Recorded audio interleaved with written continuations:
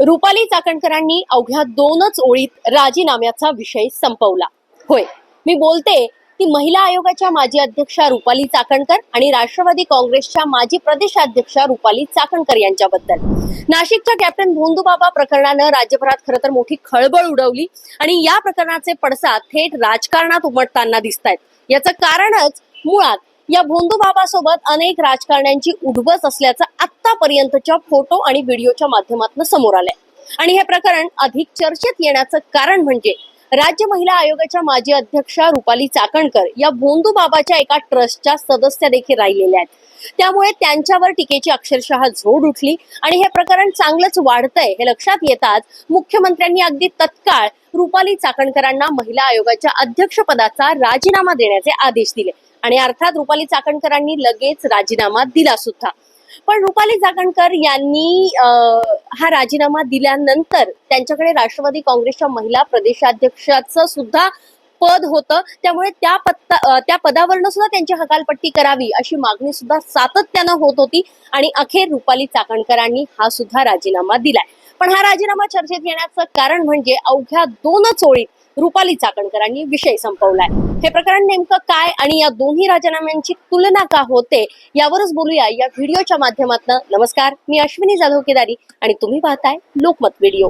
महिला आयोगाच्या अध्यक्षपदाचा राजीनामा दिल्याचं सोशल मीडियावर थोडी विस्तृत स्वरूपाची पोस्ट करत रुपाली चाकणकरांनी कळवलं होतं.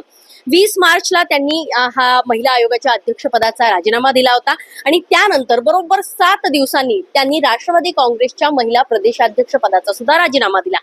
आणि अवघ्या खरं तर 2 ओळीमध्ये रुपाली चाकणकर यांनी हा विषय संपवलेला आहे. महिला आयोगाच्या अध्यक्षपदाचा जेव्हा त्यांनी राजीनामा दिला होता त्यावेळी त्यांनी काय म्हटलं होतं त्या संदर्भातली एक पोस्ट आहे, त्यावर आपण नजर टाकूया. त्यांनी म्हटलं होतं की आज राष्ट्रवादी काँग्रेस पक्षाच्या राष्ट्रीय अध्यक्षा, आमच्या नेत्या तसेच राज्याच्या सन्माननीय उपमुख्यमंत्री आदरणीय सुनेत्रा वहिनींकडे माझ्याकडे असलेल्या राज्य महिला आयोगाच्या अध्यक्षपदाचा राजीनामा सुपूर्द केला. सध्या विविध माध्यमातून होत असलेल्या आरोपांची निष्पक्ष आणि पारदर्शक पद्धतीने चौकशी व्हावी म्हणून नैतिक जबाबदारी स्वीकारत मी हा राजीनामा देण्याचा निर्णय घेतला आहे. याबाबत योग्य तो निर्णय आदरणीय सुनेत्रा वहिनी घेतीलच.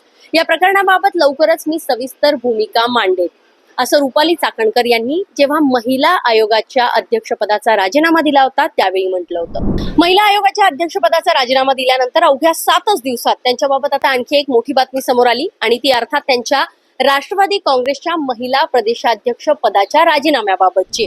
विशेष म्हणजे फक्त 2 ओळींचं पत्र लिहून त्यांनी उपमुख्यमंत्री आणि पक्षाध्यक्ष सुनेत्रा पवार यांच्याकडे आपला हा राजीनामा जो आहे तो सुपूर्द केलाय.